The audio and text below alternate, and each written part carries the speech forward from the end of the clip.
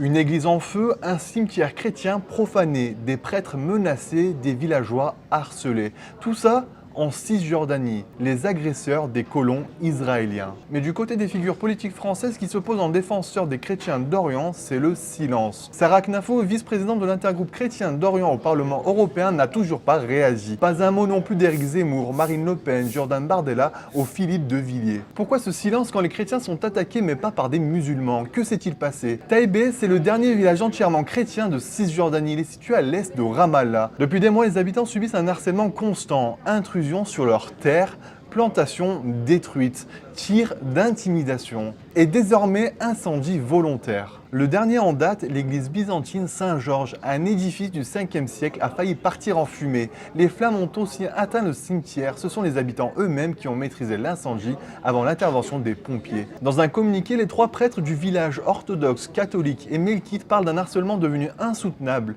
Ils appellent à une réaction urgente de la communauté internationale. Ils réclament une enquête indépendante, des pressions diplomatiques sur Israël et un soutien aux villageois pour qu'ils puissent rester sur leurs terres. Mais jusqu'ici, aucune réponse, ni diplomatique, ni politique. Selon les habitants, les colons israéliens utilisent une méthode bien connue en Cisjordanie. Ils arrivent avec leurs troupeaux, les laissent paître sur des terres privées, puis déclarent que ces terres sont désormais les leurs. C'est une colonisation agraire, lente, illégale, mais souvent tolérée par les autorités israéliennes. Et c'est là que le silence devient politique, car ceux qui, en France, se présentent comme les défenseurs des chrétiens d'Orient sont étonnamment absents. Sarah Knafo, eurodéputée et vice-présidente d'un groupe dédié à cette cause, ne dit rien. Éric Zemmour, Jordan Bardella, Marine Le Pen ou Philippe de Villiers non plus. Pourtant, ce sont souvent les premiers à dénoncer très bruyamment les persécutions chrétiennes, à condition qu'elles soient commises par des musulmans. Depuis octobre, les chrétiens de Palestine ont été frappés de plein fouet. 16 morts dans une église bombardée à Gaza,